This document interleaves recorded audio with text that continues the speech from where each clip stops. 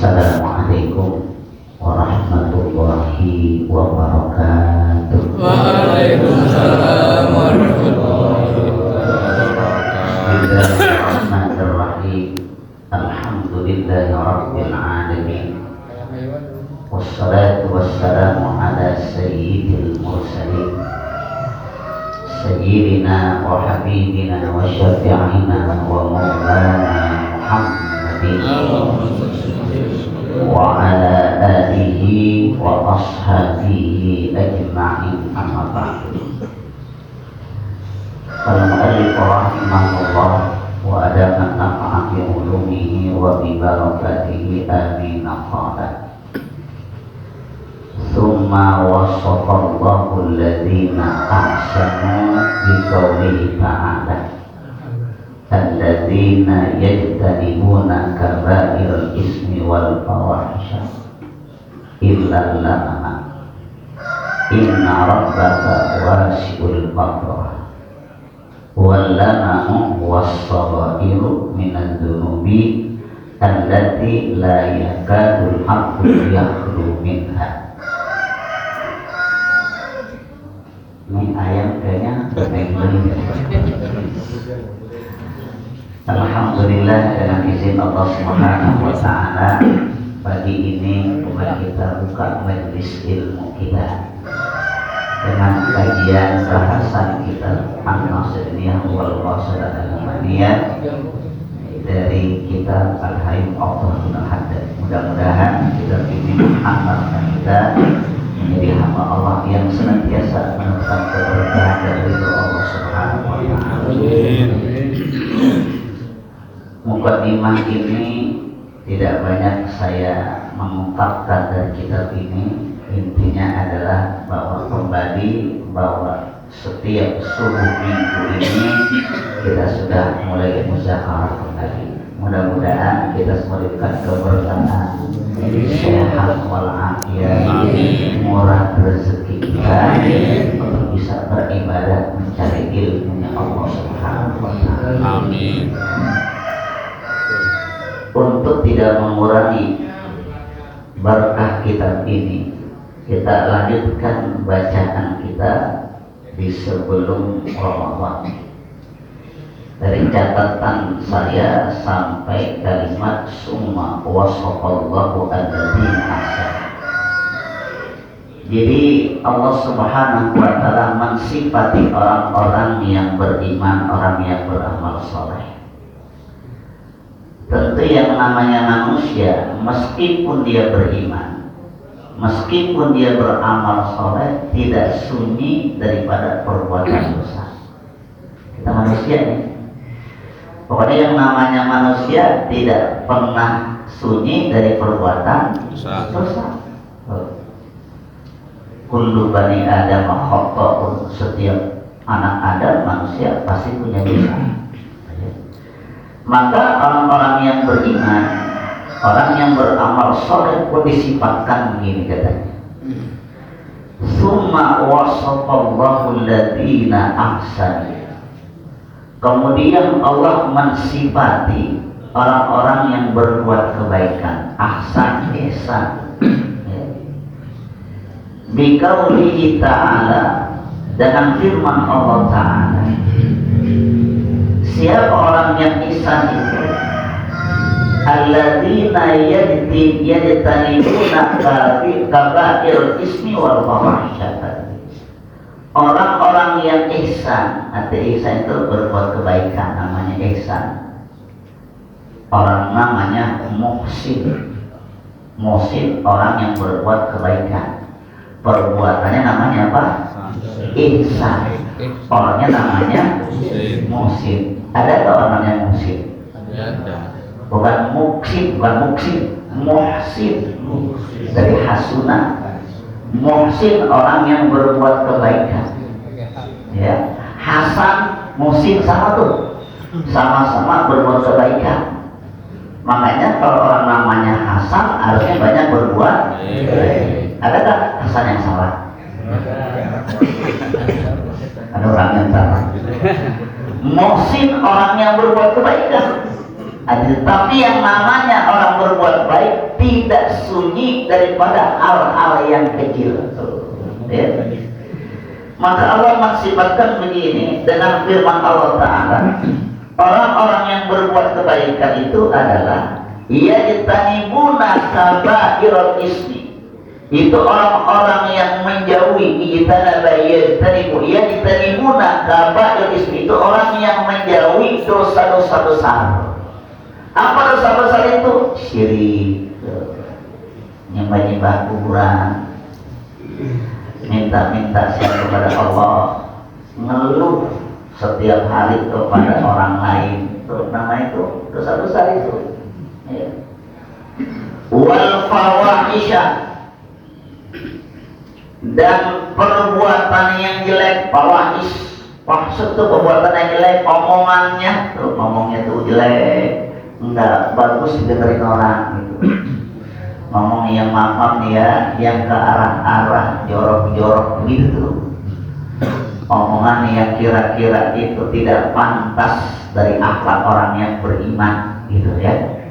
Meskipun itu bercanda, tapi kalau itu fahisha, itu perbuatan yang jelek, maka itu termasuk yang dijauhi oleh orang yang berbuat kebaikan. Perbuatan dosa yang besar, omongan yang jelek, perbuatan yang jelek itu disingkirkan. Mampu ya. Orang tidak minuman keras, mampu gak? Mampu. Orang tidak bisa main judi, mampu gak? Mampu. Orang tidak ngutang dengan ribawiyah, dengan rentenir, mampu gak? Orang kagak nyolong, mampu gak? Mampu. Tapi ingat yang sesuatu yang tidak mampu, illal lamama, kecuali dosa-dosa yang nggak disengaja, dosa kecil. Contoh nih, contohnya kita lagi jalan nih, di jalan ini nih, terongkong ini nih, di jalan pakai gamis, pakai kain, sorban, ada perempuan cakep lewat depan kita. Pakai daster keteknya kelihatan, pahanya juga kelihatan. Kira-kira kita berpapasan sama dia, kita mundur apa terus maju? Gimana kira-kira? Nah ini lamang nih. Yang kita nggak bisa mundur, maju nampak kelihatan, nggak bisa. Kita di pasar belanja, apalagi kita sebagai pedagang, atau nih yang punya kos-kosan, anak kos-kosan kan gitu kan, ada kos-kosan perempuan, tentu pakaiannya kan agak baru bangun tidur, ya kan? Melewatin sekelebat kita nggak mampu makan gini. Sono mbak, nggak mungkin. Saya beli makan, nggak mungkin. Dia kampul orang kos-kosan. Udah begitu bayar kos-kosan, apa yang punya kos-kosan? Begitu dia bayar duit, lumayan juga duitnya lagi tuh. Ya tak, orangnya cakep lagi, rambutnya pirang. Pakai baju yang tengah-tengahnya sedikit ngembleh begitu. Kelihatan dan tuh kira-kira yang punya kos-kosan merem apa ngeliat? Jawab.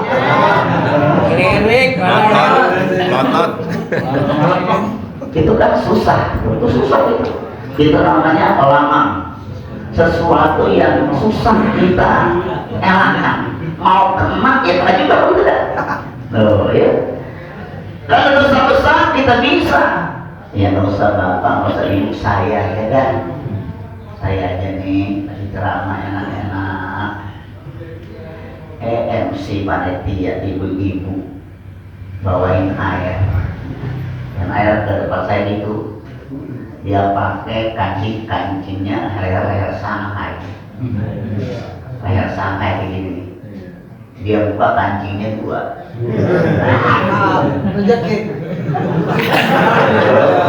Ini kayaknya praktekin semua. Saya lagi begini kan, dia ngasih teh, jadi mas sopan, ya karena pengajar tersebut dia nunduk tuh, saya lempengan banget, mata saya lagi ke bawah. Dia namanya pakai Shanghai, dilepas kancing dua, kan keluar sini, rasanya lempengan begini. Mau ngomong lihat, itu Coba kita ngomong yang salah ibunya apa ustadznya? Rahman, ini jawaban kayak jawaban balas dendam nih. Jawaban yang tadi ini, kalau salah ngomong gitu. Itu lamang itu artinya memang susah dipungkiri. Coba kita ke mall, kita ke taman rekreasi, kita jalan-jalan, belanja, udah pasti ketemu yang kayak begitu tuh. Apa kita nggak jadi belanja?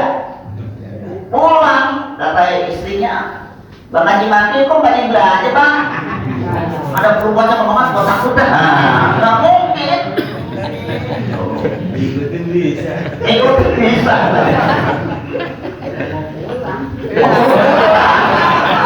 Main di rumah ini kira-kira oke kali. Bukan namanya mau dikumpul. Kalau jalan di sini keren-keren semuanya. Jadi dikatakan begitu sudah jadi walam. Inna rabbaka wasi'ul maghfirah.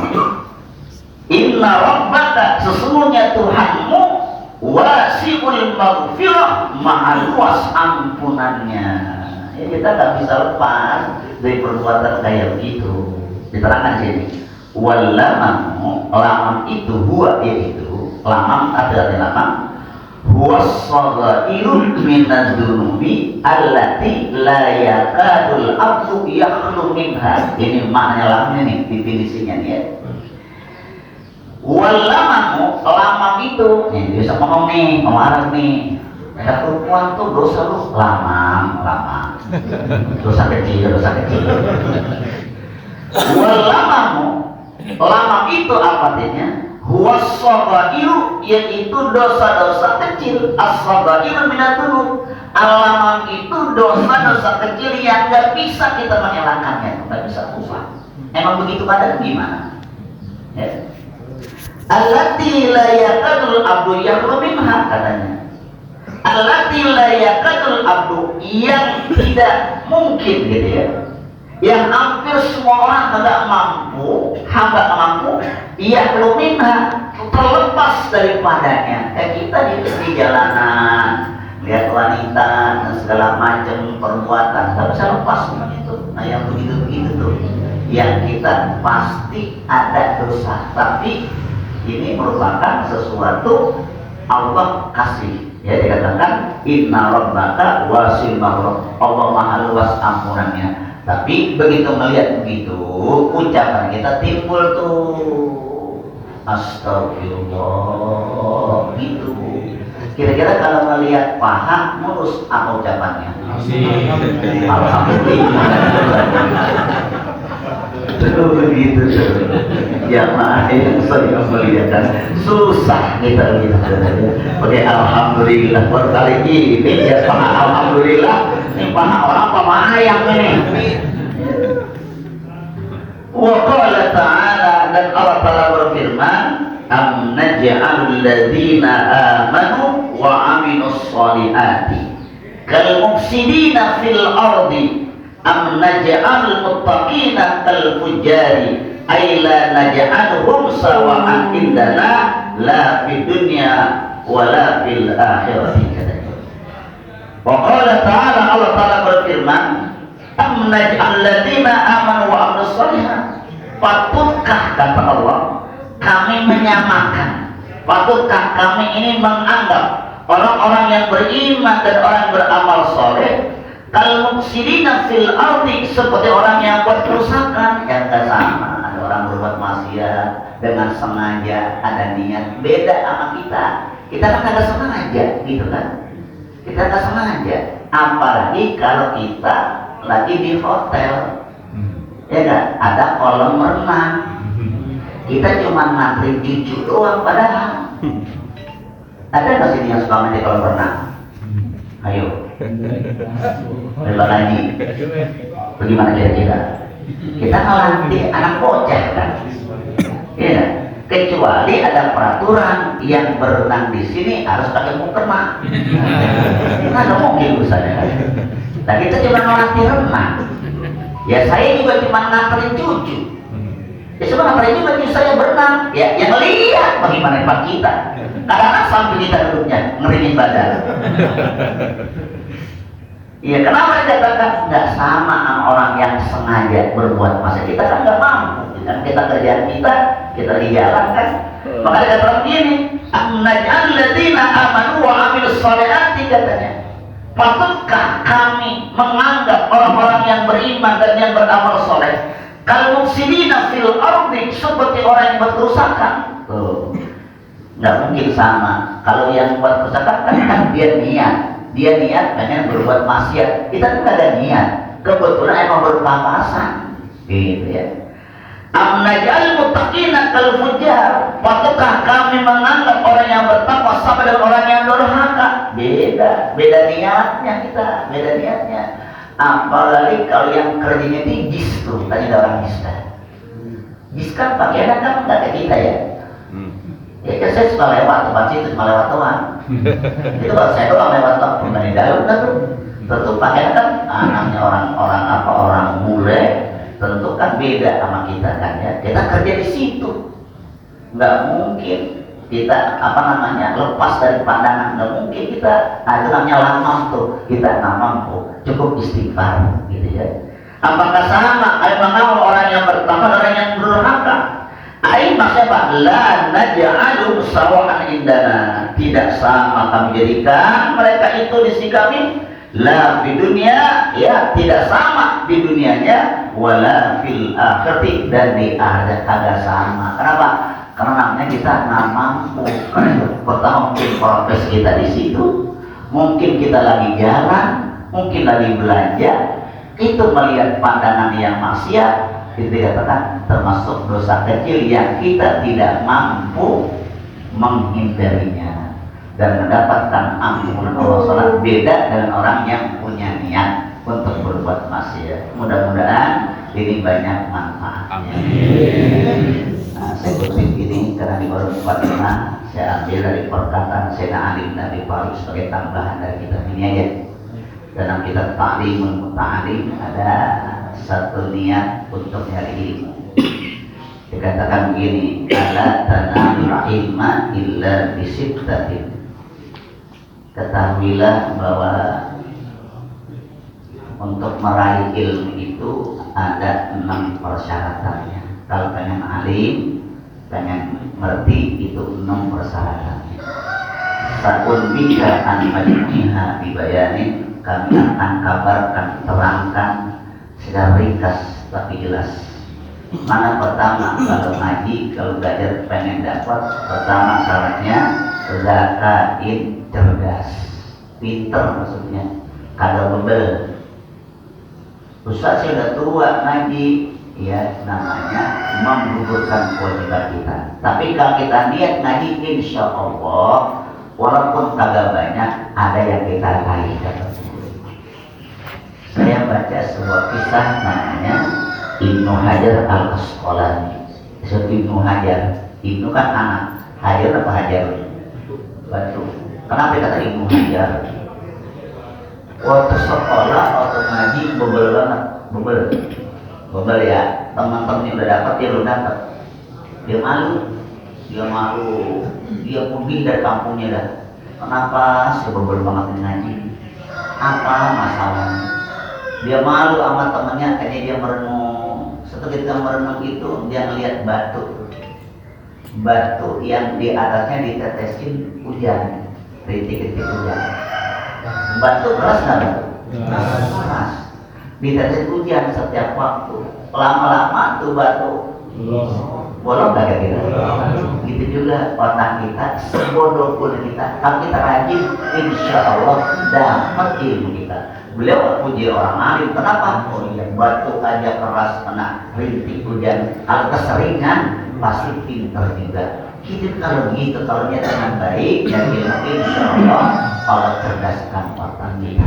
Ya. Yang kedua syaratnya wahirsin, cinta kepada ilmu, harus cinta sama ilmu, artinya punya perangkat. Ya, jadi perangkatnya ilmu itu kita dengerin, kalau nggak megang kitab nyatet, kalau nggak nyatet dengerin. Yang repot udah megang kitab baca nyatet kagak nyender tidur. Yang begini repotnya nih, kata malaikat mau nggak catat dia datang. Buat catat pada ngapain doang. Nah jadi kalau bisa ya itu kita dengerin kan. Kalau bisa nggak ada yang ngantuk, nggak ada yang tidur, ya itu yang ketiga. Ya, yang keempat katanya wastibarin sabar, nyari ilmu sabar.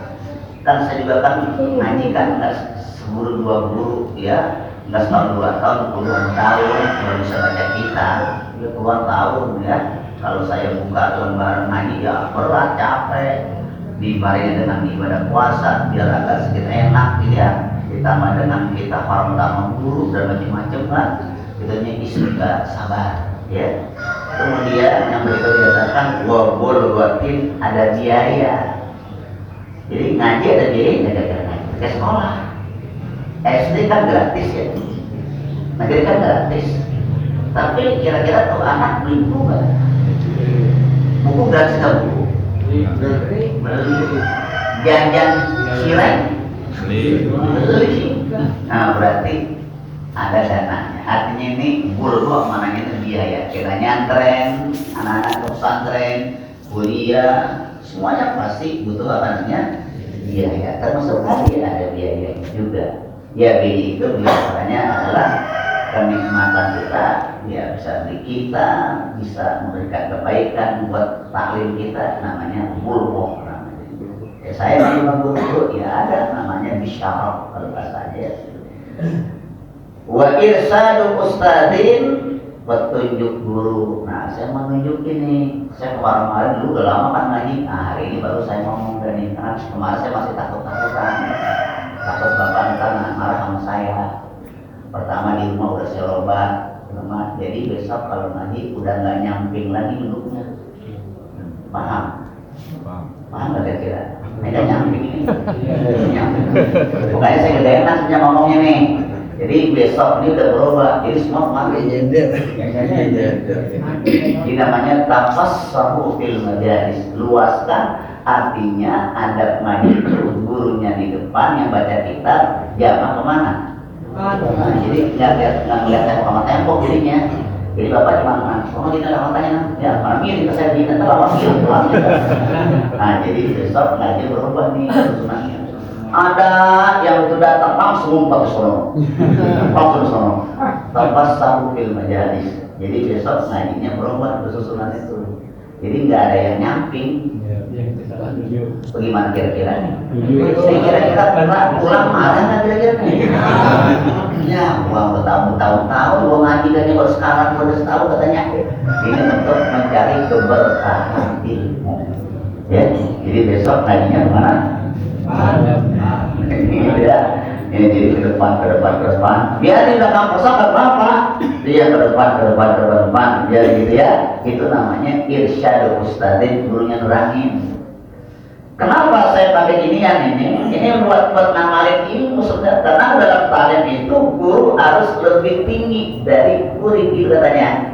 Nah ini bukan apa pertama emang dulu yang udah mata saya udah ada sedikit kurang jelas kalau nunduk banyak gitu ya. Nah jadi itu saja nanti bisa kayak itu masih kayak gini nih. Nih contoh gini, nih udah bagus nih, ini bagus nih, yang ini bagus nih, yang nyender, kayak ini bagus nih, yang nyender. Ya, paham ya?